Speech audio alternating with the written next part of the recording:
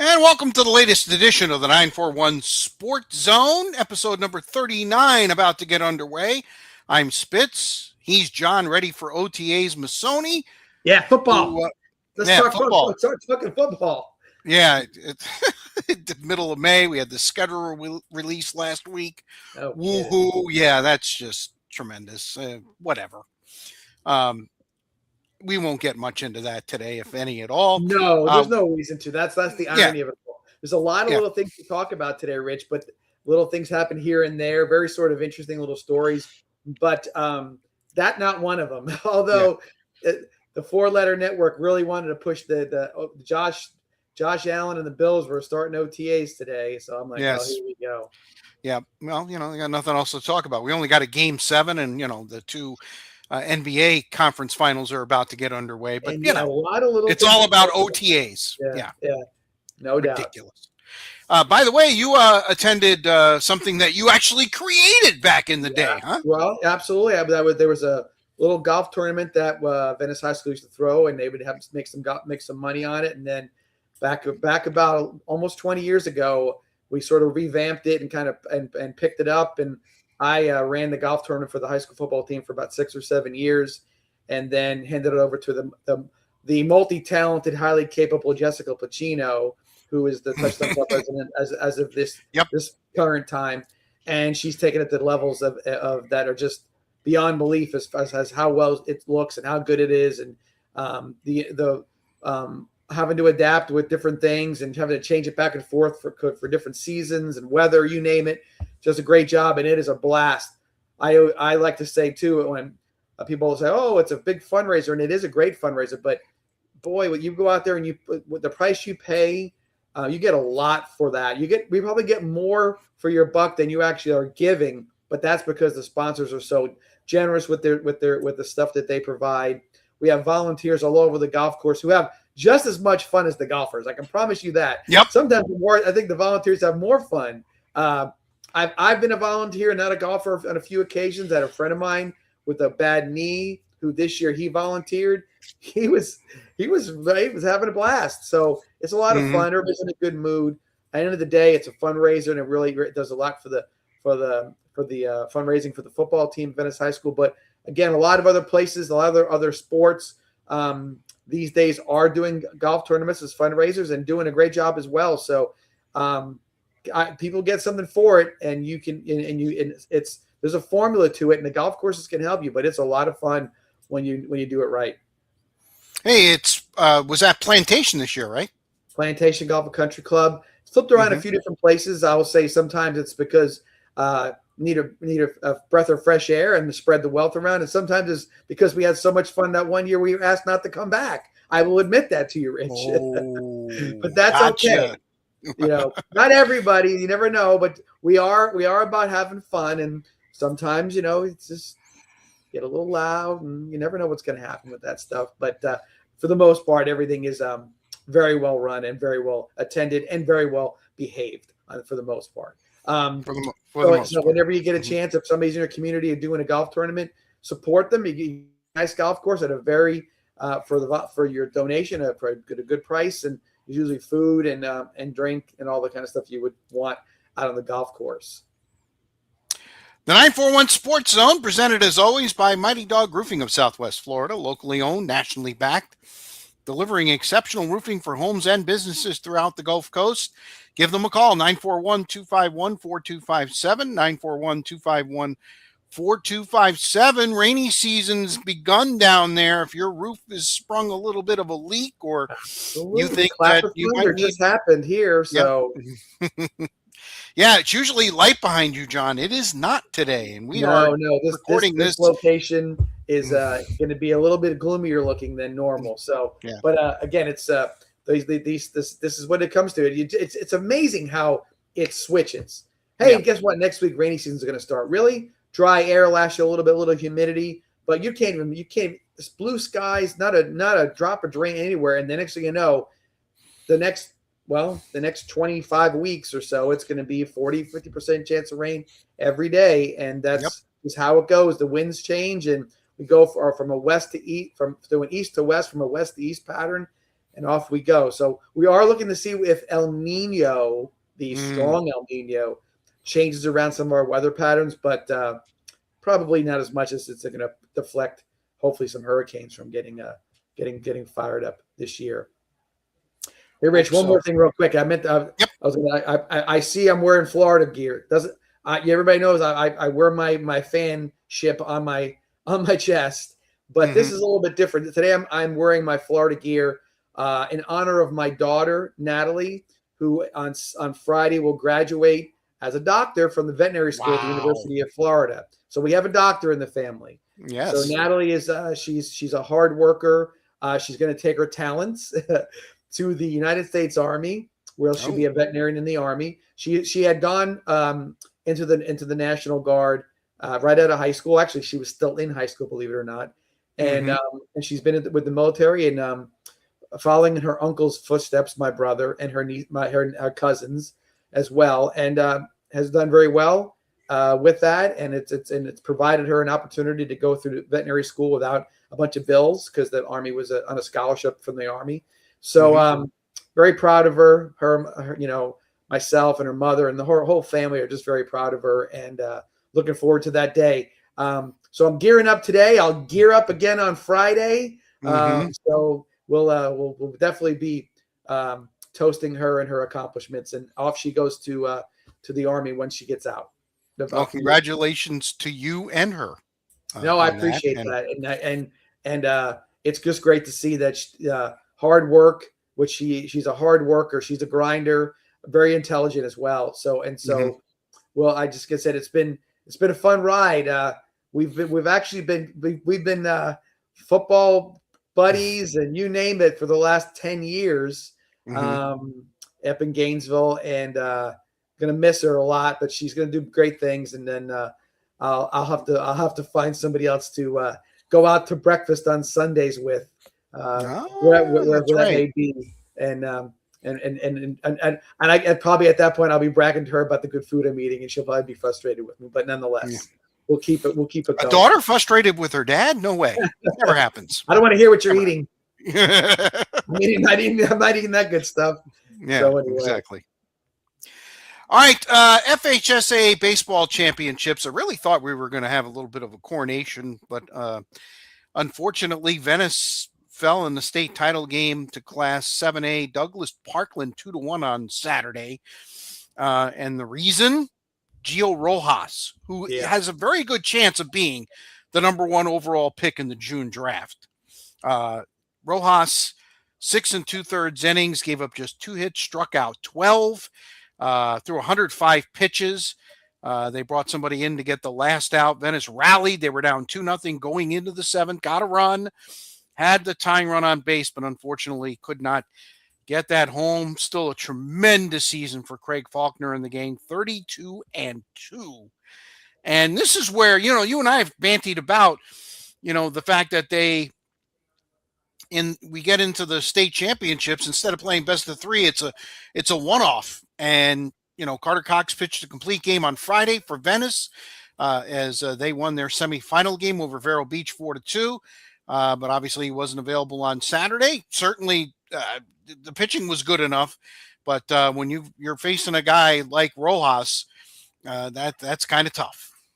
So, Rich, I think we were talking before we got started, but there was a lot of little things that this week that came about that could have been any one of my what's bugging me subjects this week. And in this case with the Venice game, a little bit of what you just said kind of was kind of bugging me. Again, I'll give the Stoneman Douglas coach. He's got a set on him because he didn't throw Rojas in that first game and had to come from behind to make it to that championship game. Rojas he's a lefty. He throws 95, throws in. He's not afraid to throw in on guys. He's got a lot to go. And you said, right, could be number 1 overall pick. I've also heard that, no further down the line, then he'll go to number 6 to the Royals. I think I've been hearing as well. But yeah, it's Venice 32-2. They lost both their games by 1 run. That's it. Okay. And two tremendous to tournaments, the by the top way. pitcher in the country and probably Mhm. one of the top teams in the country.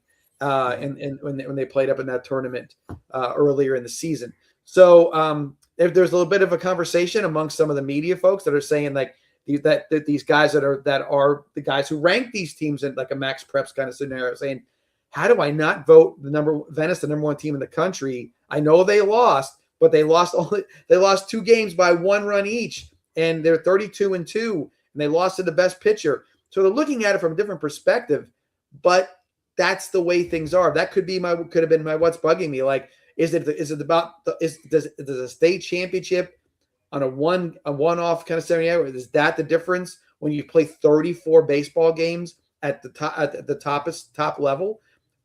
My argument could be, look at a team like IMG, that's an all-star team that plays 10 games, and Max Preps puts them at number 1 or number 2 in the country. They didn't play for a state championship. Because if it's a beauty contest, okay, then Venice is the number 1 team in the country. Mm-hmm. You know, based on that you could argue that, right?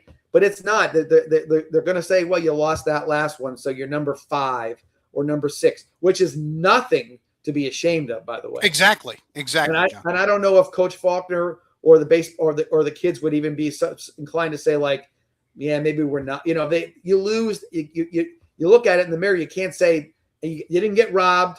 Nobody cheated you out of it. You had your chance in that situation.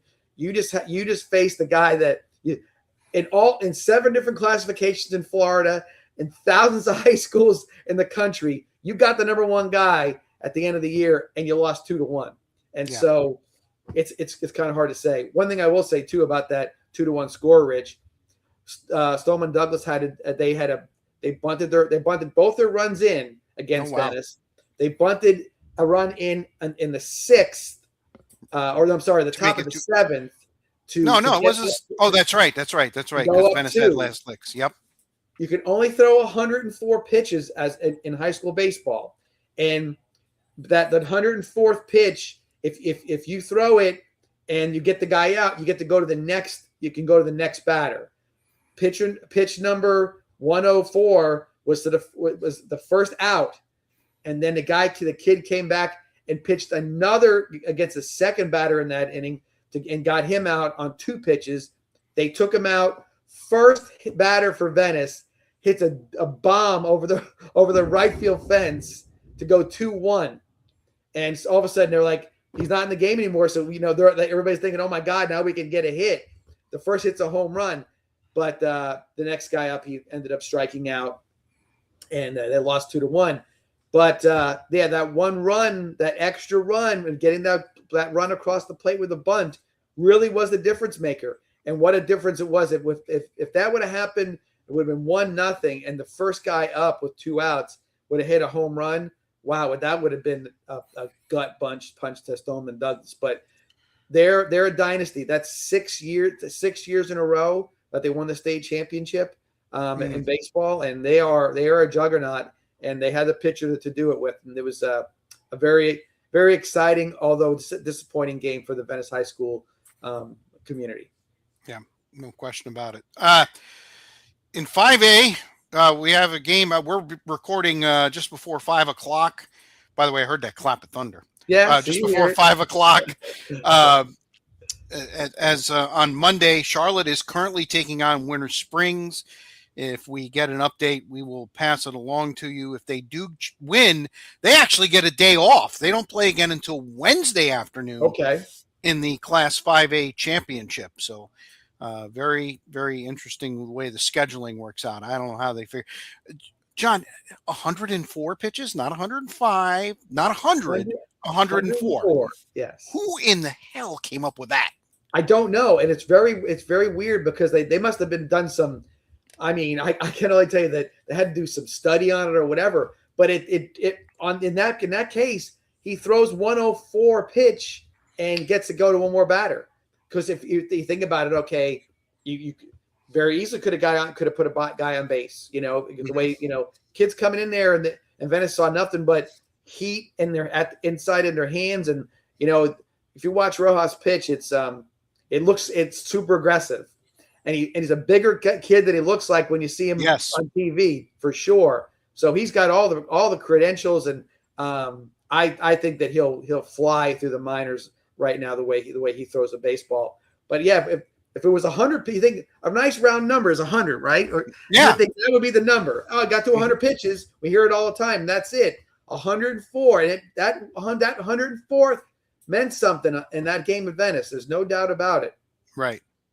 Yep. All right. The softball championships are underway too. They're in their final fours, and kind of a mixed bag of results. In 7A, Venice lost to East Ridge. Another clap of thunder, 6-2 in the semifinals, and then in the finals, East Ridge came back and beat Sarasota 3-2. So they took out two of our local teams. Did East Ridge, and they're playing in the semifinals. In 6A, Parish Community is in the Final Four. They are the 4 seed, and they're taking on top-seeded Pace on Friday. Same situation in 5A. Braden River is through to the Final Four, but they will take on top-seed Niceville on Friday. And in 3A, Lemon Bay fell at McKeel Academy 3-1. Good showing there by Lemon Bay. Hanging tough in that game. And you said McKeel Academy is a powerhouse too. Yes, they are. They're a Douglas. They're there every year. So, so congratulations to all of our local teams for making it into the tournament. And in the case of Parish Community and Braden River, good luck in the keep going. Final Four. Yep, absolutely. All right, the 941 Sports Zone, presented by Mighty Dog Roofing of Southwest Florida, 941-251-4257, 941-251-4257. I think the roofing is done for today, at least in your area. Yeah. Unless you want to be a lightning pole, lightning rod. If I'm looking out the window over my shoulder, it's one of those it's a little cloud. It's not really a big one, but there's a bunch of them out there today. So yeah, no roofers, no painters. They're all home by now. So get that roofing taken care of. 941-251-4257. Mighty Dog Roofing of Southwest Florida. All right, the second major is already in the books. It's kind of funny because I heard some sports talk up here. I don't listen very much to the local sports talk. I'm in the Boston area. It can get kind of nauseating, to be truthfully honest with you. And, they were bemoaning late last week that a lot of people haven't even been able to hit the golf course yet up here in the Northeast. And there's already half the majors are in the books. Absolutely. And the players.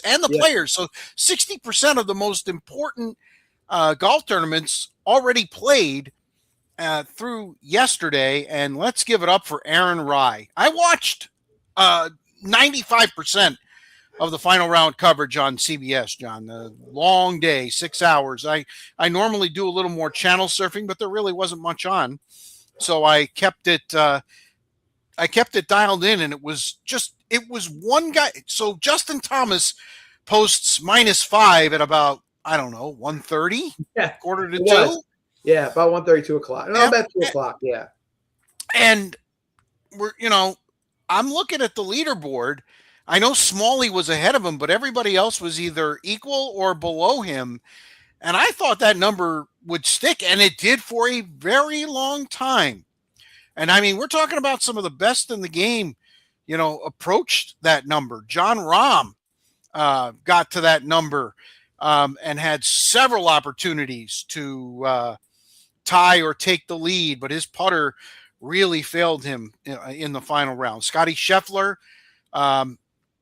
he was cooked before even the final round. Did have another nice tournament, T14, along with my guy, Matt Fitzpatrick, at -2. Rory was there. You thought, all right, well, Rory's going to make a charge. Rory just kept parring holes. And it was Aaron Rai, a little-known Aaron Rai, who actually bogeyed 8 to fall back to 3 under, and you thought, okay, he's going to fall off the leaderboard and be done. And wouldn't you know it, in the final 10 holes, he goes 6 under, John, hitting some clutch putts, including a 59-foot bomb on 17 that sealed the deal. Aaron Rai, a deserving winner of the PGA. JJ Spawn, number 2. I mean, JJ Spawn had the same thing in last year's U.S. Open. He did not look good the front nine at the Open, and actually fell behind a little bit and just kept on going through. I will say one thing. Somebody on CBS had said, hey, as Ryan was making the turn, he said, he's 1 under on the back nine or 2 under, where nobody else is. Everybody's been over par on the back nine. So there was a little bit of foreshadowing from that perspective. Mm-hmm. But he played fantastic. There was something said on the post game analysis or post tournament analysis where one of the pundits said, you know what, these our PGA golfers are spoiled, or yes, because they're complaining about the conditions that everybody else is playing on. It wasn't souped up. I remember this might be 10, 12 years ago. They were playing out on Long Island. I think it was Shinnecock, which I think is this year's U.S. Open. U.S. Open, yes. And it was the ball wouldn't stay on any of the greens. It was just they dried it out too much, not enough water, and they made a mess of the tournament. And that's when I would say it wasn't unfair just for one. It wasn't unfair for everybody. In this case, everybody walked in about Arana Mink. I may have said that right. Arana Mink is how you say it, right? You got it. Yeah, close enough. Anyway, but they were saying, oh, this course isn't. It's sketchy if it should be a major championship venue because it's so short. It's only 7,100 yards. No, they haven't played here since 72. Gary Player won. They're going on and on and on. But then as the tournament got a little closer, a few guys said, hey, Donald Ross Golf Course, the greens are all wonky. They're going to be this a little different here. And what they end up doing too was they end up growing the rough up a little bit. It wasn't like up to your shins. It was thick. Yes. So you could get a lie where it stayed on top of it, or you get a lie where it settled down in. You had to gouge it out of there. So the day and age now, what golf really is bomb it and then scrape it out wherever it goes. Doesn't matter if it's in the rough, because the PGA has turned around and said, okay, guys, you don't want a heavy rough. We're not going to do that to you. None of that stuff. And the PGA tournament was always a little like the U.S. Open always had the hey, this is going to be the rough's going to be 12 inches high. It's going to be impossible for you guys you're all going to be over par. And the PGA said, no, we're going to turn this little golf course into a tough one. And right away, complaining. Mm-hmm. Look, if there's nuances in the green, you got to, that's where the best players were failing. They were failing not only off the tee in some cases, decision making as well, but they couldn't make putts. Scotty got the yips. Scotty was missing 2-footers. He missed 2 of them. Because when you think about this, Rich, and I can attest this, I'm sure you can as well. A 2-foot putt shouldn't be hard, but a 2-foot putt that has a half a cup break downhill is damn hard. Yeah, that's when your nerves start getting on you, right? But and nowadays the guys when they're putting, they can slam it in the back of the cup with if they miss it, they're not gonna they got to come back or they're fine. On that golf course, if you miss some of those putts from 2 feet, even a little bit missed it, it was going to go 8 feet past or spin out or whatever. So there was a lot to be said about. There was a lot of, hand wringing when it came to that with some of the putting on there. And by the way, the only guy who really seemed to have it not bother him was Aaron Rai. Yeah, it didn't seem to bother him, and some of the other guys too. I thought it was a good mix of new guys and older guys. And even now that there was some live guys in there, John Rahm looked good for a while. Cam Smith finally came out of wherever he was and played decently as well. So there was a little bit of everything in that one. But ultimately, the course itself, I think the PGA should be applauded for how well they put that course together. Amen. And the rough was penal. It said you should have a problem in the rough. You missed the fairway. Yeah. Yep. And one guy said, by the way, it was when they talked about it at the beginning of the week, they said the fairways are huge. They're 40 yards wide in some spots. So it wasn't a narrow course. It was, I'm going to hit one. The best shot of the week, Rory drove a 397-yard par 4. And when it landed on the fairway or the collar going up, it bounced like it was like ping pong ball, right? It was bouncing down there like crazy, or like one of those big Super Bowl, I should say. And if he missed, and he was in a bunker and he had a 40-yard bunker shot, he was getting bogey. So they were playing their game, and the course snuck up on them, and the putting in the rough was noteworthy, and I thought it was still a very entertaining golf tournament, and no matter what the bitching was about. Yeah, and might be hearing a little bit about that a little later on. Good. Just a little hint. Scotty was done Friday. Yeah. After his presser on Friday, he was done. He was mentally done. Right. You know, and the PGA for the longest time, John, especially when it was played in August, there were a couple of times it was almost like target golf, like the tournament in Trumbull that's after the U.S. Open, where everybody scores 20 something under par, and that's not what a major's supposed to be. It's not. No. And those that were bitching were finished. They were done. The right. course got into their head. And when did, and again, I understand the U.S. Open at times, as you're right, it's been very tough. A lot of times you can't hold the green no matter what you do or what have you. But they've kind of corrected that the last few years. You live and you learn. Right. Well, the PGA was always the whipping boy, if you will, of the four tournaments, unless there was no wind in Britain. And then, a lot of those courses, when there's no wind, they're suddenly 15 under is the winning score. But the PGA a few years ago said, you know what, we got to start making these courses a little more difficult. Right. And I loved, was it 14, John? Was the 299-yard par 4?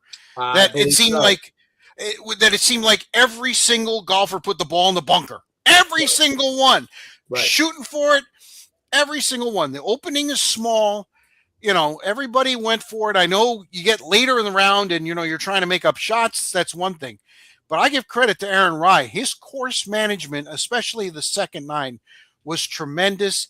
He's not a quote-unquote bomber, but he was putting everything in the middle of the fairway. Where the guys that were bombing, and they were talking about this on the broadcast, the course had a tilt to it, so they would bomb it. It would go to the center of the fairway and then off to the left, and then would end up in the rough, literally only 2 or 3 feet off the fairway. But you know what? You get penalized. And I give Rai all the credit in the world because he played smart golf down the stretch, and he hit the bomb, and that was pretty cool, especially since nobody was making any putts. But the putt on 16 was just, the tee shot on 16 was just tremendous, and hats off to him. 2 gloves. Interesting. 2 golf gloves. Yeah. It's rarely ever seen. He said he started when he was a kid, and then he never stopped. But we couldn't figure out because sometimes we saw him with 1 glove out of the bunker, and then we saw him with no gloves on the green. So he definitely had a lot of I guess you say a lot of attention paid to his gloves when he was doing it. But Rich, what you were saying, I wanted to add something to that as well. So with Rai and Smalley as well. Yep. So you talk about that 299-yard par 4. Smalley, while he was sort of falling back a little bit, he was still kind of in the hunt for second. He played that hole. He laid up, hit a wedge in, and birdied it. Yeah. And the front again, the guys on CBS were like, "See, I get that you're trying to get the 299 because you've got it. You can do it with guys can do that with 3-wood. Hell, John Rahm almost did it with a 5-wood. But what was the benefit to it? Right. There wasn't. And so that's the beauty of I with golf in particular is one about this tournament as well. For years and years and years since 99, 98, let's tiger-proof the golf course. Make it longer. No, make it shorter. When you have 4 par 5s on a round, and for the PGA guys, you start off 4 under because they're going to all get home in 2. It's a birdie hole. Have 2 par 5s and make the par 3s hard. This is what this course did as well. It wasn't longer. It was 7,100 yards, not 77, 78. And guess what they shot? The winner shot 9 under, and it was a lot. And it wasn't 18 under. It wasn't none of that stuff. So you don't have to make the golf courses longer. Okay. I always wondered for a while there. I'm like, are they just selling golf balls and golf clubs to people because everybody wants to go up there and say, I'm an amateur and I'm hitting the ball 265. Okay. What's that doing for your game? I know a lot of guys hit the ball 260. They don't putt and chip very well either, but they get it 260 because they're in the simulator all day or on the warm practice ground or practice area, just swinging the driver 50 times on the range. It doesn't make any sense. And so now maybe the PGA said, you know what? Let's do it this way and see how it goes. Now it opens up doors for all golf courses from whatever they were before. You can have any golf course be set up just that way and see if that affects everybody and see if the golfers get smarter, because they could have. Aaron Rai did. Yep. Alex Smalley did. A bunch of these guys, they figured it out. They weren't trying to hit everything a bomb on every way, but doesn't mean they didn't hit driver, but they didn't do it for every hole. So I like it. Yeah, no, it puts a little thinking into the course. I think there's absolutely nothing wrong with that. Justin Thomas. We kind of talked about him a little bit last week. He was able to navigate. He was even par through 3 rounds, but he said he felt good. Put up a nice 65, and like we mentioned earlier, posted that -5, which stayed there for a long time. Good to see him back. Hit a nice putt on 18 to stay at -5. It was like 20-something feet for par. So his putter started to get a little more. And who knows? Maybe he goes to Shinnecock and his game is getting together, and maybe JT makes a run. This PGA tournament, where it is now, makes the U.S. Open to me interesting, because the guys are coming off now a real major championship course. Okay. Don't get me wrong. I'm not saying that the Augusta is not. Augusta's its own thing. Okay. Right. And of course, you talk about the British Open or the Open Championship, where weather can be the contributing factor. And of course, there's a whole different game over there as well. How many guys can adapt to that as well? Right. I don't know how to play this run, chip and run and all that kind of stuff kind of game, but now U.S. Open, they're going to look around. The guys from the USGA might look around and say, you know what? I like that. They look good. Our course is going to be hard, but we can learn a little something from these guys. And I think that's what you're going to see. I think you're going to see lower scores, meaning worse scores. You're going to see more. Maybe the winner will be 4 to 6 under, but you won't see a lot of guys that are going to be posting real low scores. And that'll be fun to watch. As a golf fan, again, I can watch guys just make birdie after birdie after birdie most all of the other weeks. I like to see them challenged. I like to see them frustrated. It's kind of fun to see them that they're at the top of their game. They're struggling a little bit. It kind of makes it look like you're playing with your buddies. How it is with us. You left one in the bunker. I missed a 2-footer. There's something to that. I like it. So it's fun to see. Next up, Byron Nelson in Texas. That's basically Scotty's home course. And, of course, again, the U.S. Open in Shinnecock on Long Island, Thursday through Sunday, June 18th to the 21st. John, I'm going to have to step away for a second. Can you take over from here for a few minutes? I sure can. All right. Thank you, sir. All righty. And so following Rich's script here, we're going to go talk about the Rays a little bit. And guys and gals, if you're Rays fans, this has been a great run. They're second best in the major leagues right now, with a 30-15 record behind the Braves, who were 32-15. They took 2 out of 3 against Miami, and probably should have taken 3 out of 3 against Miami. A big blow up. I'll ask Rich to get into a little bit too with this one, but a big blow up where you had a situation where the Rays were up it went to extra innings, and the Marlins scored 8 runs in extra innings to go ahead and take that one 10-5. But a really interesting weekend. Hitting, pitching right now are clicking on all cylinders for the Rays. And I honestly believe that this is going to be something they're going to hold on to. A couple weeks ago, Rich and I were talking, and I had said, hey, hey, is this going to be another year where the Rays get to the end of July and August, and they're not buyers. They're just sort of, they kind of hang in there with what they've got, and they go into the playoffs, and they don't have enough firepower to beat the Yankees or whoever is hot in the American League this year. And I really believe that with the new ownership, the potential for a new stadium, this is a big year for the new ownership to show who they're going to really be. Are they going to be another version of what Stuart Sternberg was, or are they going to be somebody who a little differently who's going to start deciding that they want to spend a little money, and that new stadium that they're looking at, people will be like, okay, I'd be happy to see the Rays or support the Rays more, because now the ownership has showed out in year one. They put together a good product and they went for it. Instead of being sellers, they're buyers, or bringing another arm in there, or a big bat. It's something they haven't done in the past, and I think this could be a real tone setter for the new ownership. Yeah, thanks, John, for taking over for a few minutes. I know you're talking about the Rays. I know you're talking about the new stadium and the agreement, if you will. Depending on who you talk to, I saw somebody today who was basically saying we have no idea why this stadium is going to be $2.3 billion, and we need to do some more looking into it. It's a stadium. It's going to cost, especially if you put a roof on it, which you definitely have to in Florida. The Rays were toast by the end of last year playing outdoors in Florida. They were completely done. And it's no surprise to me. The surprise is they're 30-15. I mean, the surprise is they're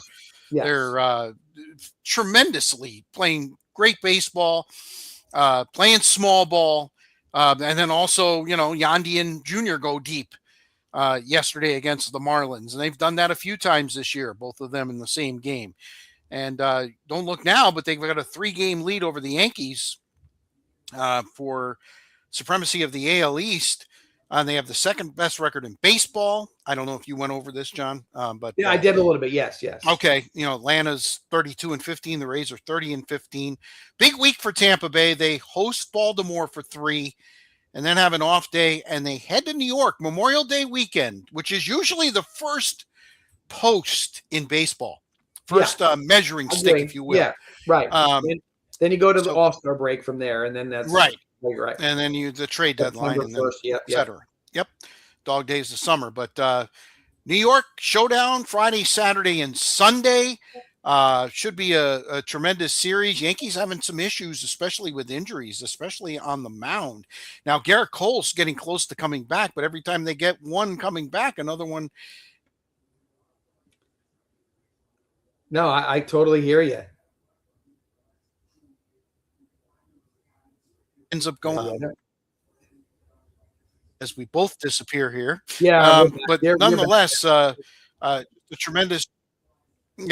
a tremendous job by Kevin Cash, and we've talked about it ad nauseum here on this show.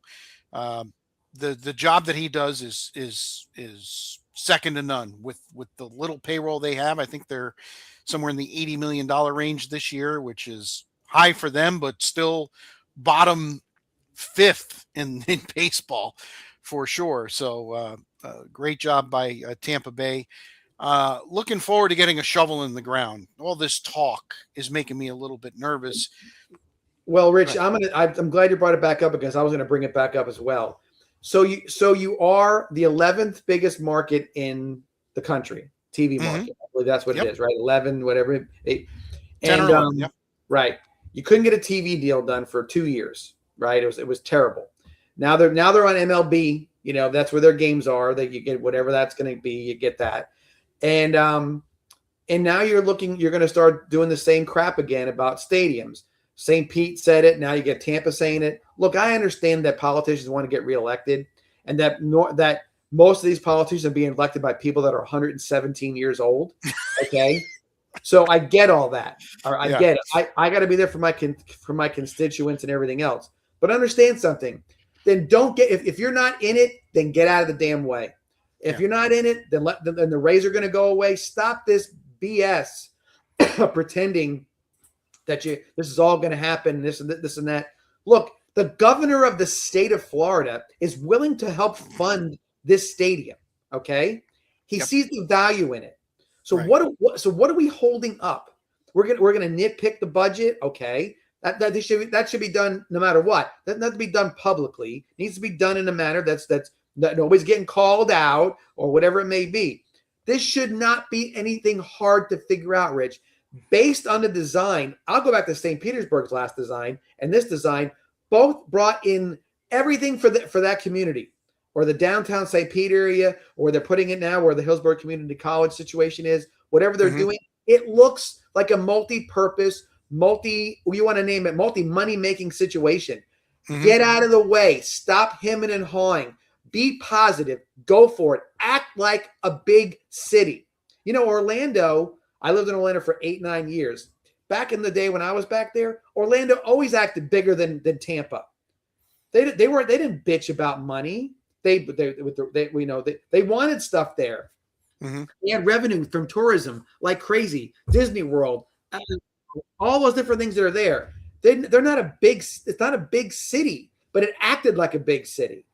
Tampa and St. Pete, they don't act like big city anything. They act like a bunch of old crotchety people coming out of the orange groves or what. I'm just being silly about this, but come on, just commit to it. Be done with it. Stop arguing. If you're out, you're out. Then all you're going to be is the Bucks and the Lightning. Okay, great. When are you start bitching about the Lightning when they need a new place?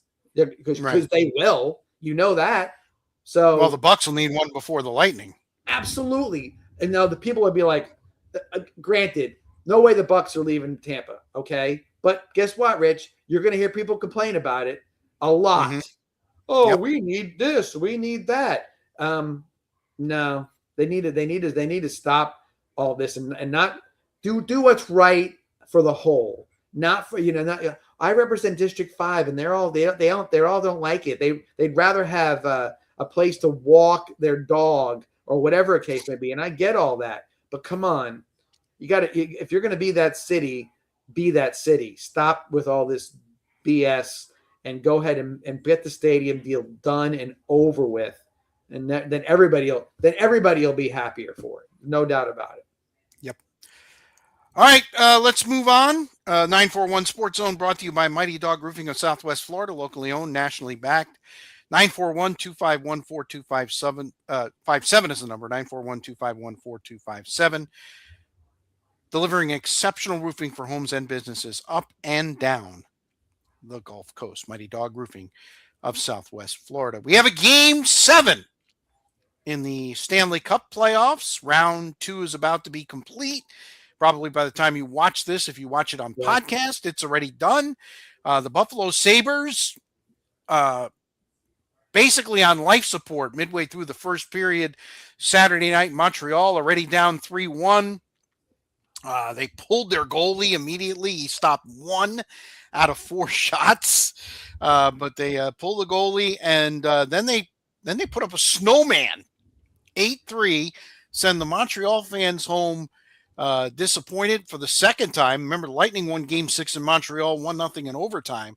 So Buffalo wins Game 6, 8-3 in Montreal. So Game 7 Monday night in Buffalo.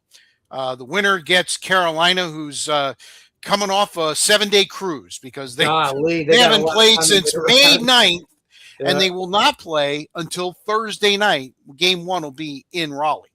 Yeah, that's a lot of time to sit around. But I will say this, Buffalo and Montreal and Tampa Bay look a lot alike. Yeah. And it's I don't know. I mean, I it's like hard to explain. Like they lose focus or something is a little awry, but to be up Montreal, especially at home. I mean, I would be if you go down 3-1 at Montreal to close the series, there's no way Buffalo should have come back in that scenario. No way. That should have been over and done with. I don't know. I don't hear anything about the Montreal media, but I guarantee that they're up over that one. I mean, just Montreal doesn't win Game 7. There's going to be people are going to want some heads. Oh, no doubt about it. There's no doubt about that. But I think honestly, we're going to get a C versus C NHL final. I think it's going to be Colorado and Carolina, and I think that might be the two best teams right now. So I think that would be a good series. See how that plays out. Yeah, see, a lot of people think this Buffalo Montreal, first of all, they went 7. So they're, Montreal, that's a second straight 7-game series. Buffalo went 6 in round 1 with Boston, now 7 in this series, and Carolina's 8-0. I mean, Yeah. it's the handwriting's on the wall. If Carolina's ever going to get to a cup final, this is the year. This is the year. If Carolina wins game 1, and I know it sounds weird to say game, if Carolina wins game 1, series is over in my mind because the whatever rust, whatever they might, that's off right there. That you're Montreal, you're down 1, and maybe they win in a 5-1 kind of game. Montreal's got to take a deep breath and play their 16th game to Carolina's 9th or 10th. Yeah. It's going to be tough. So I just think that I think stylistically Carolina is different than all the rest of them. They seem to be more complete. They don't give up a lot of goals, and they know that they have timely scoring. They have a good power play. I think Carolina is the best team in the East right now. Yeah. Vegas and Colorado will begin their series in the Western Conference final on Wednesday. Colorado, an overwhelming favorite in that series. Yeah. And that one may not go very far. How about Vegas, though? Not after winning the series I think it was Saturday night. They don't meet with the media. Tortorella gets fined $100,000 and they lose a second-round pick. What are they doing? What are they doing? Who knows? But if you know what you got to do, it's part of the deal, right? And there's no sport that allows you to run away from the media. They just won't allow it. You won. You didn't lose. You won. And it's stupid because I guarantee it's some sort of head game. And if that was done without the knowledge of the front office, I think this might be a short tenure for John Tortorella. So we shall see how that all turns out. Yep. So we'll see. I will say this too in regards to Vegas, for a franchise that is very young, in regards to how long they've been in the NHL, they know how to win in the playoffs. They sure do. A good playoff team. Really everybody expected Colorado, but where was Dallas? Where was Edmonton? The teams that we thought we would see maybe button heads with Colorado, and they're nowhere to be found. They were taken out by Anaheim and by Vegas, and now you've got again. I'm not saying both are going to be walkovers. I just think that they'll both win relatively easy. Both could be very short series for sure, but we'll see how Game 7 turns out. And obviously we'll talk about this next week when we reconvene. NBA, they had a Game 7 last night. Anytime Detroit wants to show up, just let us know. I mean, Cleveland, and listen, I'm a guy that follows the Cavaliers, and I can't explain what happened Friday night in Game 6. Certainly, Detroit took it to Cleveland from start to finish, and we've got a Cleveland Rocks chat room with a bunch of my friends from Ohio, and about 5:00 yesterday, they go, "All right, what's our confidence level for tonight's Game 7?" And I chimed in first. I said about 10%, and I thought at the time that might even be high. I'm like, how do you mail in Game 6, and then you're expected to go to Detroit and win Game 7? Well, they did it by playing Cavalier basketball, something that has been missing forever. They valued the ball, less turnovers, played fast, except when James Harden was on the court. Then it was dribble. Right. He's as a Cavs fan, you are teeing me up right now, buddy. I'm telling you, go ahead. You are teeing me up because I thought Matt Geller, our good buddy, a Detroit guy. I said, no way. Sorry, Matt. I said, who's your best player on Detroit? Well, it's Tobias Harris. I'm like, that's who the Well, hell it's is Cade Cunningham. Yeah. Well, but I'm saying like even if you said Cade Cunningham, right? What did they do in the game 7? Nothing. Cade Cunningham was what? He had 0 for 13 7 points. from 3. Yeah, Yep. 13 points. Tobias Harris Brutal. had no points, Yep. whatever he scored from the free throw line or whatever it was. Because there's nobody who's a take over guy. Right. There are 25 other teams in the NBA who have a better guy on their roster than Detroit does. Okay, they got one guy that's look at Dallas is the worst team in the league, right? Cooper Flagg would be the best player on Detroit if he played for them, right? That's so there's possible, yeah. So Certainly second best. I never saw Detroit as a threat to Cleveland. I didn't think they were going to beat Orlando. Okay, now Cleveland goes out there, and you're 100% right. James Harden is a team killer. He slows the game down. He's not even a great ball handler. He's a turnover guy. It just totally takes the wind out of that team when he gets the ball in his hand. Nothing starts until they're at 20 seconds gone in the game, the shot clock, and that's how he scored 40 points a game because he kept the ball in his hand for 20 seconds. There was step back jumper and he'd hit it.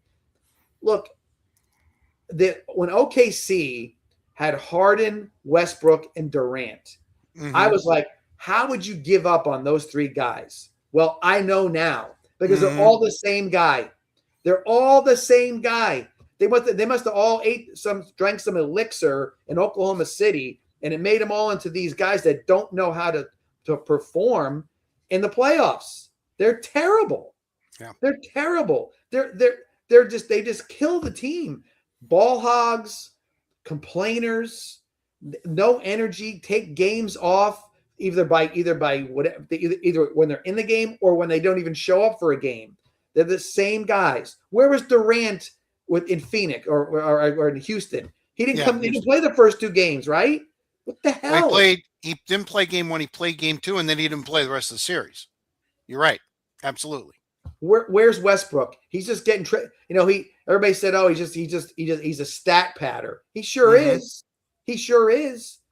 And listen, Harden's had some great years as an MVP. I get all that. But my gosh, I just shaved the beard already. I'm sick of that beard. The beard is how he plays. Yeah. It's terrible. And so, Cleveland, in spite of him, they moved the ball tremendously. The interior passing, John.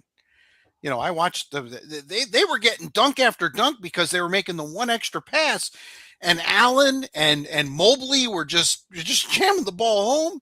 Mitchell was going to the rack, and Detroit had no answer. It was rather amazing, actually. Yeah, and again, I never thought Detroit. The Knicks. I mean, at the end of the season, now in the playoffs, clearly the best team in the East right now. Yes, Boston. No question. I could have argument about Boston, but Boston just whatever's going on there is going on there. Knicks are the best team, and I really see that. Again, do I think that Cleveland can beat the Knicks? Yes, I believe they can but it has to be a very long series, and the Knicks will have to get.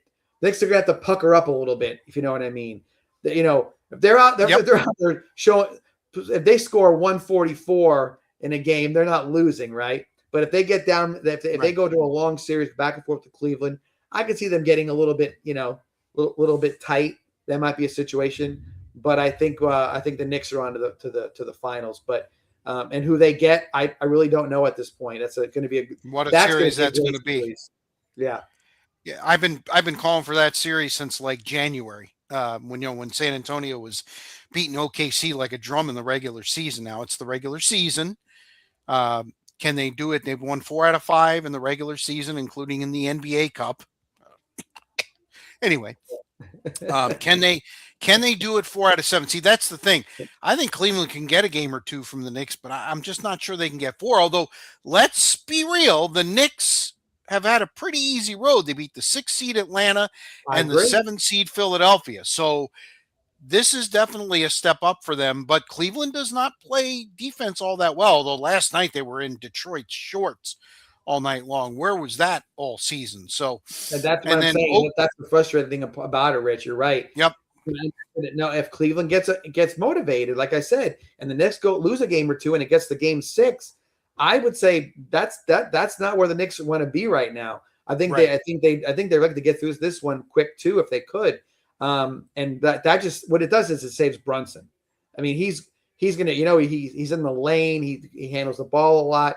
He could use that. He's the guy I think who can use. He can use a little hiatus here and there. There's no doubt about it. Now, real quick, I want to go back a little bit. So I told you there's a lot of what bugging me kind of things.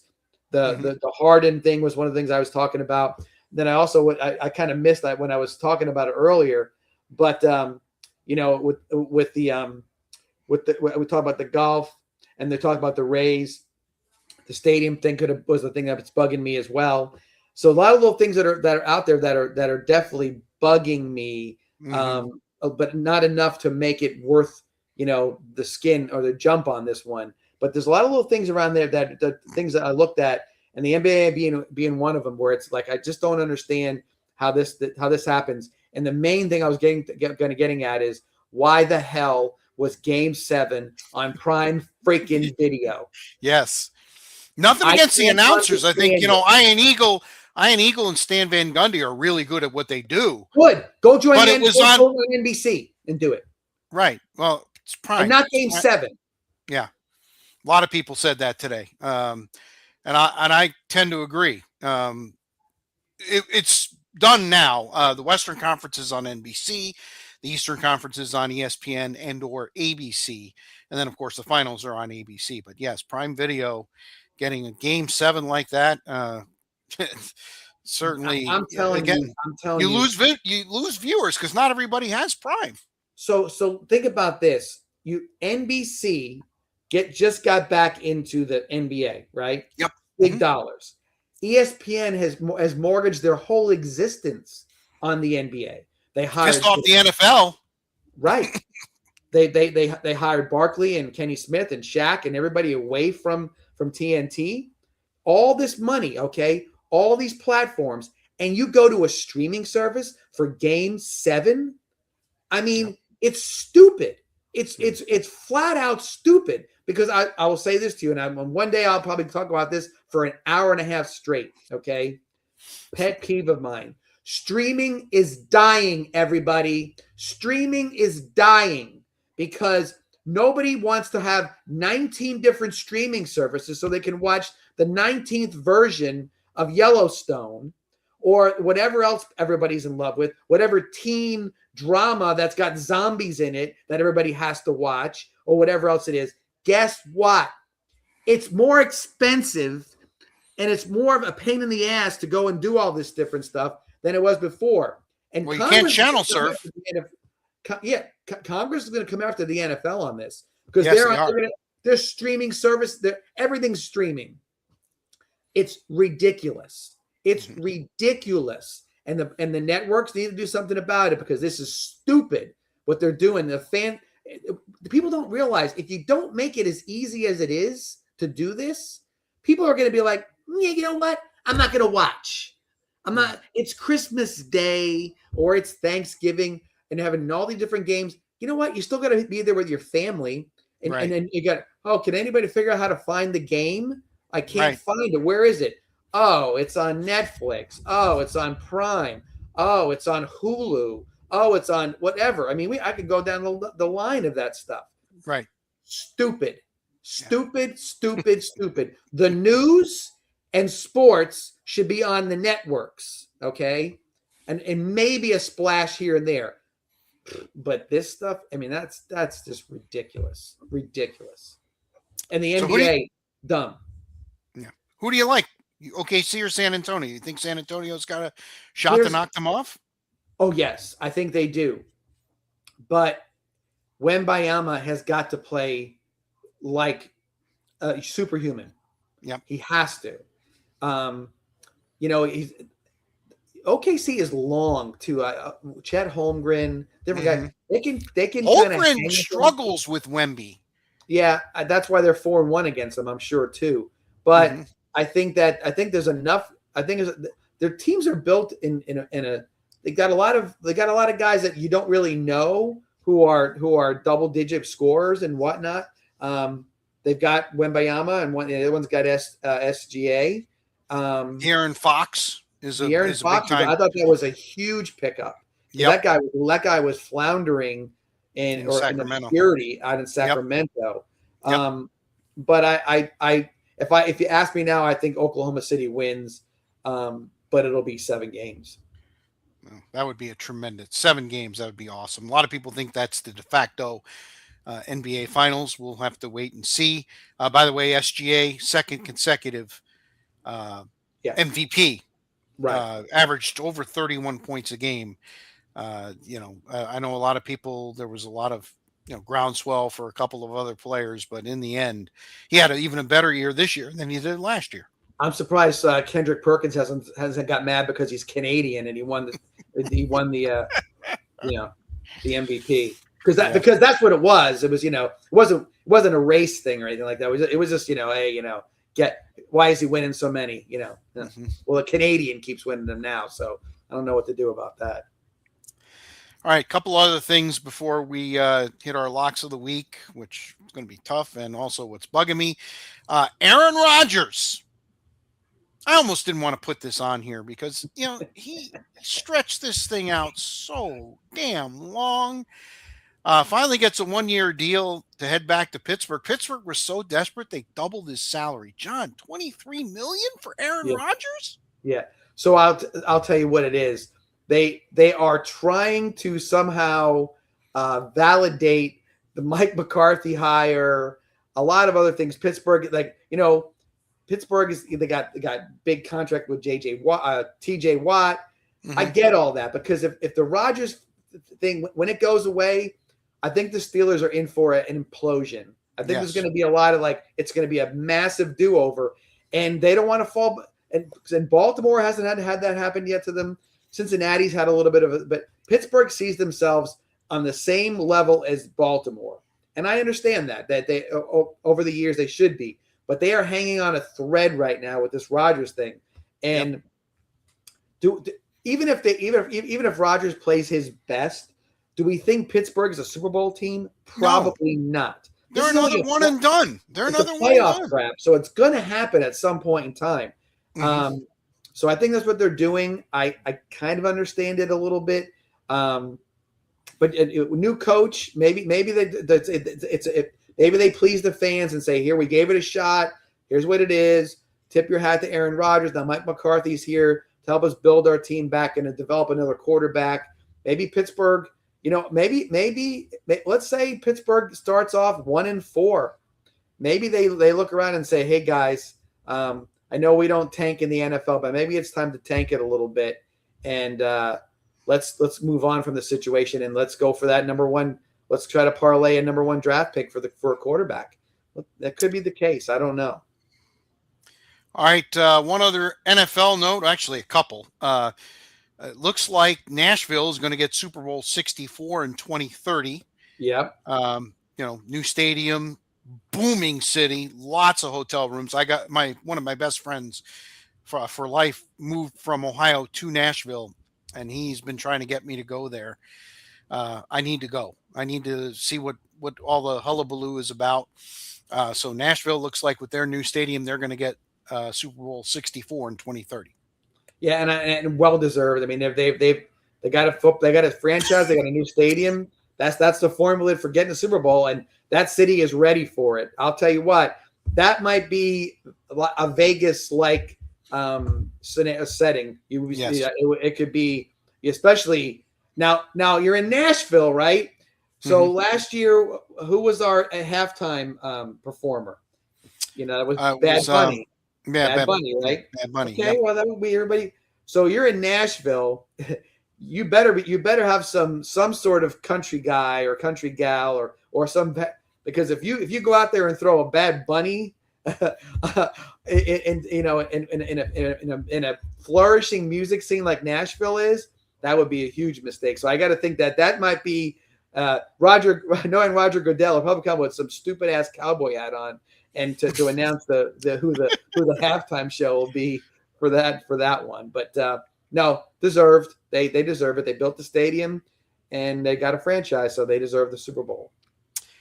And it looks like the 2028 NFL draft, this has become a big thing now. Looks like it's heading to the Twin Cities, to Minneapolis. And they've had Super Bowls before in Minneapolis. So interesting choice there, to me anyway. Yeah, I think now it's going to become a situation where they're like Super Bowl, you're just going to get it because you get it. You know what I mean? And I don't know, maybe they'll be too cold to boo Roger Goodell when he comes out for all the picks. I don't see a lot of people running to Minneapolis to go to the draft. Well, but I mean, in the Midwest will. Yeah, I could see that maybe, but I mean, I thought that there's I thought that was a quick jump to there. I thought there was probably other places they could have went with before they went there, but be it. They've ruined it already. We've talked about this a couple of weeks ago. They ruined it when they made it Thursday, Friday, Saturday. So to me, they can have it on Mars for all I care. I'm not going on a Thursday, so that'll be wherever it is it's at. All right. From the weekend, the Preakness. I've been following horse racing all my life. Talk about a lack of buzz this year. It was not even at Pimlico. It was at Laurel Race Course with a capped crowd of 4,800. There's usually somewhere in the neighborhood of 100 to 120,000 at Pimlico. They're going back to Pimlico next year, but the grandstand's not going to be finished. So you're going to have a bunch of tents and everybody hanging out in the infield. That should be interesting, especially if you get a day like, say, tomorrow up here in the Northeast. It's supposed to be in the mid-90s. That would be a little rough for sure. Napoleon Solo wins the race. He was on the Triple Crown Trail. Did not run in the Derby. Was able to win the Preakness. Oselli, who was third in the Derby, was the Derby's best finisher as he finished fourth. He's still a maiden, but boy, is he banking some money. Finishing third and fourth in these races, he's going to be $1 million maiden. So, and I'll say this too, so going back to what we talked about with the Kentucky Derby, and not going for the Triple Crown. Man, horse racing with the Triple Crown and the Preakness and everything else, a little by little, Rich, I'm seeing the deterioration of this situation, and I hate to see that maybe next couple of years that they'll be on a streaming service where you get to watch the Kentucky Derby on Netflix, Preakness will be on Hulu, and the Belmont will be wherever. Because the Preakness is up for bid right now. This was the last year on NBC, so it's going to happen. Yeah, I could definitely see that. And that's to me that's a tough one. You don't, and the specialization of horse racing as we've seen it with horses running only certain amounts of whatever a mile and 3/8 or whatever they do. It's making it harder and harder. And I think they need some stories, or they need something to kind of get them up and going. Because if you said if Pimlico is going to be still under construction next year, will they be back at Belmont by next year, or do we? Yes, Belmont actually opens in September. Okay. Aqueduct is going to be closed down in June. They're going to have their little racing festival, the Belmont Racing Festival, up at Saratoga in early June, and next year it will definitely be back at Belmont Park. Well, Belmont being right on the edge of New York City, actually very close to where my parents grew up, in that the Nassau County, Queens area right there. There's always a big pull, but hopefully they can they don't lose the steam that they've had over the years with Belmont being a big deal. We'll see what happens with that. So, like you said, maybe they need to stretch it out a little bit and go another extra week or two each way so they can get the horse a chance to maybe run in the Triple Crown. So, well, it's interesting right now. The New York Racing Association is the hurdle, the roadblock at the moment, because they are not moving the Belmont Stakes. They don't care.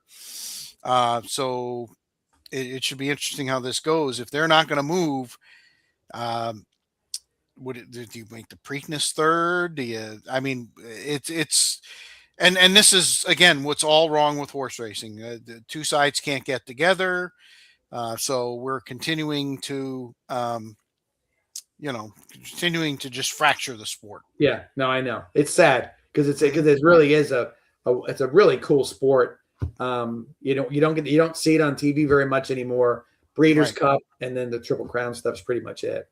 Yeah. All right, locks of the week time. Both of us struggled, but at least my guy made the cut. Listen, Fleet. Tommy Fleetwood holds the course record. He's got 62 twice there. Twice. Yeah. How in the hell do you come out there and he was 5 over before like I blinked my eyes. I'm like, what happened? And look, I'm nothing to get, but he got caught up in what everybody else did. He just sort of floundered in the conditions out there. The one thing that I thought about Tommy Fleetwood, and I still hold on to this, most golfers have a window where they kind of get over the hurdle, win a major or two, make a career for themselves, and then off into the sunset. I thought this would be the year he would parlay his wins from last year into something where he would be, do something in the majors. And it looks like he's gone back to just being like Tommy 36 guy. Hey, what'd you do on Sunday? I shot 18 pars. Great. That doesn't win titles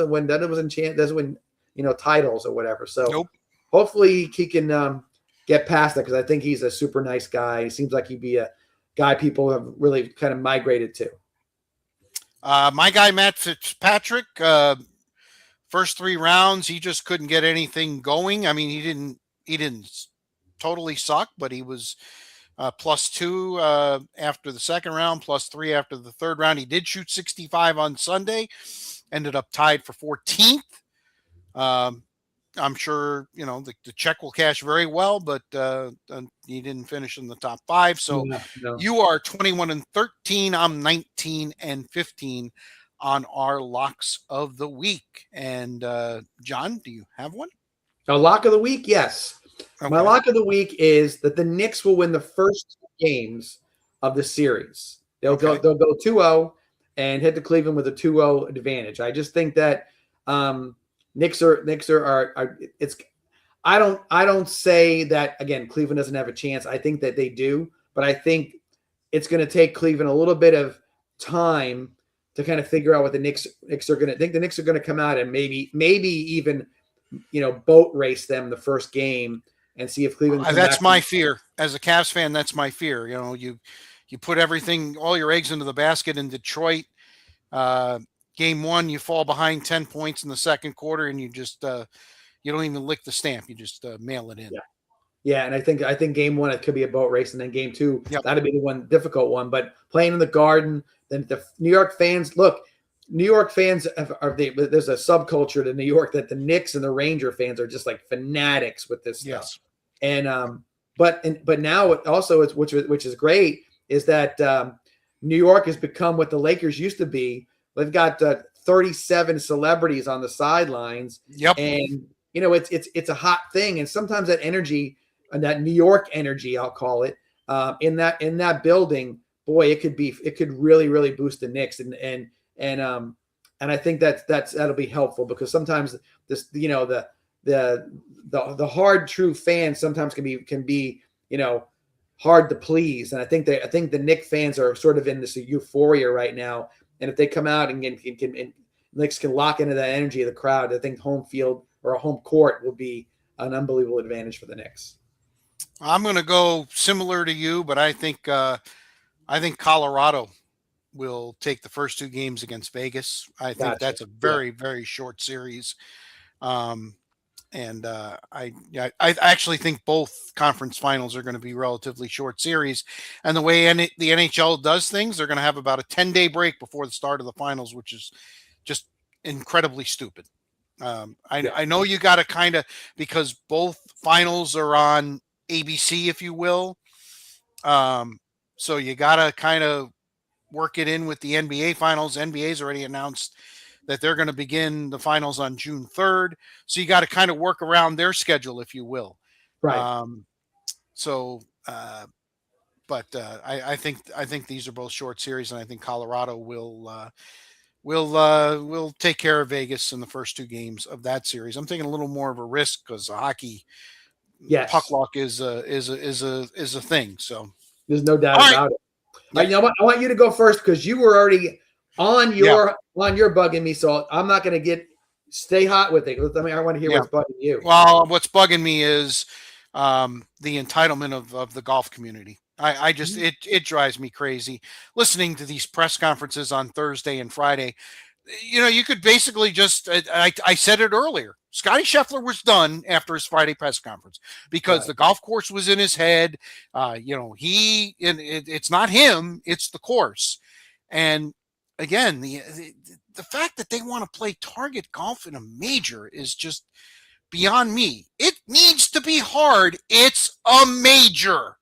And him sitting at the podium for 30 minutes just whining. And that's what I got. All I heard was whine, whine, whine, whine, whine. Every question. And let's give the golf media some credit. They fed him questions that were going to make him whine. But Right. listen, and he wasn't alone. Rory also early in the week was talking about the golf course. He said he played like shit Absolutely. in round one, but Right. then he also started bringing up this course and the pin placements. Normally Sunday pin placements. They place the pin wherever the heck they want. Right. Again, this is not supposed to be easy, and it drove me nuts to listen to these guys. When did golfers get that soft? I Well, don't know what happened. that's exactly what they're saying on Golf Channel. They were saying the same thing. There was a bit of like you could say like, they were annoyed. Some of these guys that were talking about this stuff, they were like, Sure. what are we doing here? This makes no sense. Adapt, adjust. You can hit any shot you want to hit. Why is it got to be that way for whatever you're looking for? I honestly believe this.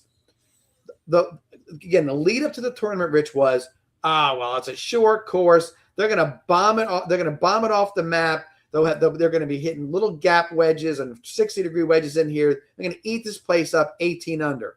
And when day one hit, and it was a little cold and a little windy, and the course didn't play the way they expected it to, they went into full on get me my budgie so I can go be mad now about this. And that's what they did. And they didn't allow themselves the opportunity to go out there and say, you know what, got to play this way. They went back and expected somebody to fix it for them. Fix it. That's what it was. Stupid. Very stupid. And it's not like it was an advantage to anyone, really. No, you play it your wasn't. game. Yeah, you play your game. But I thought it was really interesting. When's the last time, and you would know this much better than and I should have done a little research, but when was the last time that the second round scores, in other words, the leader at the end of the first round, the score was higher than the leader at the end of the second round? It was 5 under the first day, 4 under the second day. Doesn't happen. And it was and it was about to be 4 under the third day until Smalley kind of closed with a little bit of a flourish to get to 6. And the thing about it was the guys who were complaining, Rich, were in it. Mm-hmm. They're out. There were a shot or two out of the lead. There was like 30 guys within 3 strokes of the lead going into. Which another thing they were complaining about. There's too many people. 33 golfers are between 4 under par and even. And there's the entitlement issue when you say, well, I shouldn't be in the same category as Alex Smalley, Right. I mean, or whoever else. No, that's part of the deal. And look, you don't want to play 2 U.S. Opens? Great. I understand that. But it should, whatever version of the golf course that they bring out there for the PGA should be exactly what it is. Look, if Thursday wasn't as windy as it was, listen, and there was definitely a situation where if you went out, I want to say if you went out late and then early, you got screwed a little bit. Okay. Weather wasn't. Yeah, because Friday morning was very blustery. But that happens all the time. Exactly. Everywhere that happens. So everything was sort of like being overdone. I think they just expected it to be a different golf course because of everything they heard and because of the length of the golf course. And it didn't turn out that way. And they were annoyed. Be annoyed with yourself. I think Roy's saying, like you said, he played like shit. I get that.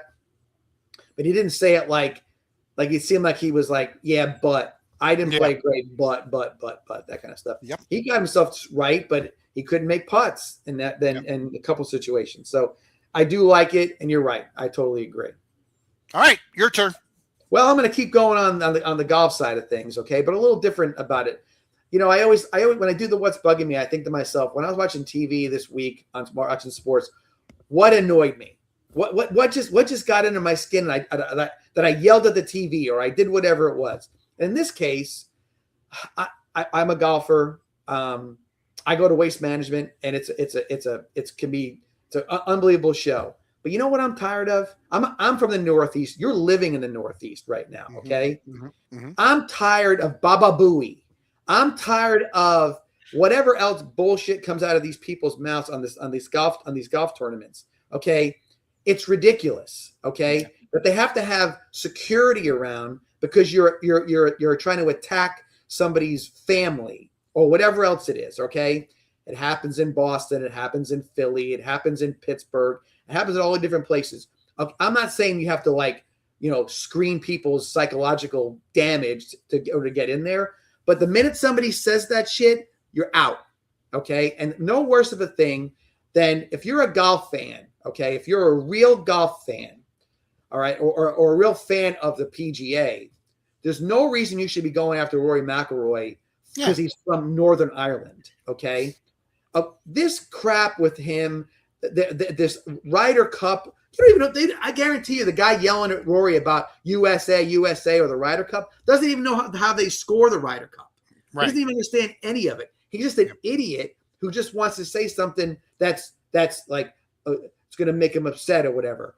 Look, when Rory's got to turn around and throw somebody, has to have somebody thrown out. Where's the security guy seeing the guy? Don't worry, Rory. I know who it is. He's out of here. Okay, throw their asses out. Stop all the different stuff. And by the way, the guys on the Ryder Cup, I'm talking about the U.S. guys, okay? What you need to do is you need to say, hey, guys, look, here's the deal. I'm embarrassed to represent my country because we got morons on Long Island screaming and doing stuff and yelling at people's wives. If that's what it's going to be, and we don't have security on this thing and we're not going to throw people out, then I don't play in the Ryder Cup. And it's got to be because Rory took a stand, okay, for the PGA and didn't take $1 billion from the Saudis. Right. He said, I'm not doing it. I'm here for the PGA. And he took shot after shot after shot to keep the PGA on course. Okay, whatever that may be. Sacrificed his game a little bit, don't you think? Yeah. Yeah. It cost him a lot. It cost him a lot of money. It cost him grief. He didn't need that, right? So now we got numbnuts who are out there screaming USA at Rory. And by the way, that could have been the Live Championship if he didn't make a stand. Okay, so I get the nationalism a little bit. I understand some of that stuff, but that's it. They need to do something about it. They need to come out and say something. PGA needs to come out and say, next time we go somewhere and somebody is heckling Rory about certain things or any of our golfers from other countries, you're out. You're out in a flash. No questions asked. One time, that's it. And all that I said all that stupid stuff has got to go. It's not fun to watch. It's going to affect the tournament. It's nauseating. It really is nauseating. Yeah. You watch somebody's going to say something, going to hit the ball, and it's going to be one of those situations where it's a bad deal. And by the way, with a lot of the stuff going on in this country as it is, we don't need stupid stuff happening like somebody getting jumped on a golf course or knocked down or God knows what it is, and he's wearing a USA jersey or something like that. You know what I'm saying? Mm-hmm. There's enough idiots where they get enough of a voice. They're like, well, he said USA. You know what I'm going to do? I'm going to go knock his caddy down and take his driver and run around with it like it's a horse, or something like that. Right. That's the stupidity of it all. And the PGA needs to address it on TV, not a little note. They need to come out and say, we're done with this with the fan base. We want you to have fun. But if you're going to go out there and do this, you're gone. You're gone. And if whatever, because it wouldn't happen at Augusta, right? No. God, no. You lose, you'll never go again, right? Right. So why would we allow this to happen at a major championship? It needs to stop. Totally agree with you 1,000% there. So we both have golf. Yeah. What's bugging me is this week, and they really are. Both issues need to be addressed. I mean, And the you're right. players. Yeah, go ahead. We addressed it. We don't want to hear Rory complain. Right. But that's not a reason to go after his wife, or Right. not a reason to call and saying USA. The guy lives in this country. He makes That's his correct. living here. The Yes. hell. Yeah. All right, that'll do it for this edition of the 941 Sports Zone. If you're watching live, either on YouTube or Facebook, enjoy Game 7 tonight in Buffalo. Game 7s don't come around often. I know Montreal's playing in their second consecutive one. Cleveland played in their second consecutive one. By the way, if this gets to Game 7, John, Cleveland's won 6 consecutive Game 7s.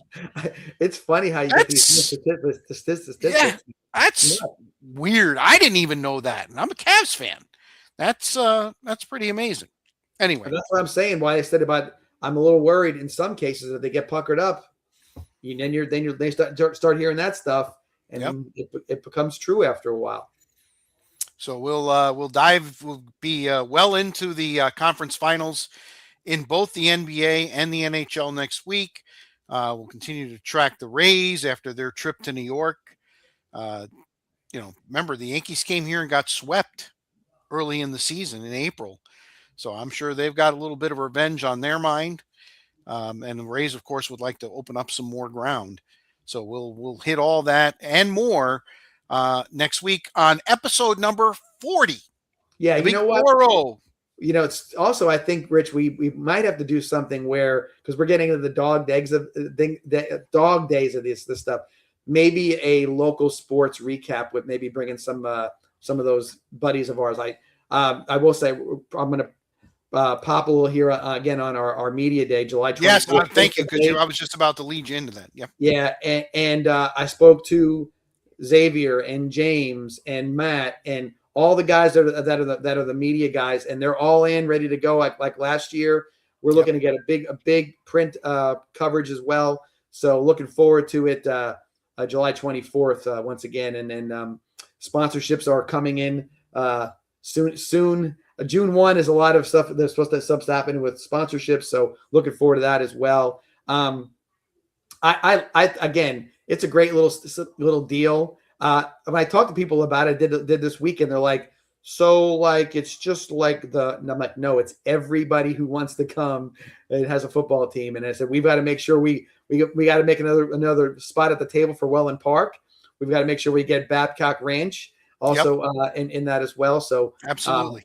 Everybody who can make it, by all means, it'll be fun. And the guys who I spoke about it were the media guys are extremely excited about the prospect of doing it again. So I'm looking forward to coming down there for that as well. So again, July 24th, mark it on your calendars at a location to be determined. Yes, that's it. I should make that announcement here shortly, but I think we're all good. Yes. Okay. All right. All right, so that'll do it for John, ready for OTAs. Masoni, I'm Spitz. And until next week, so long, everybody.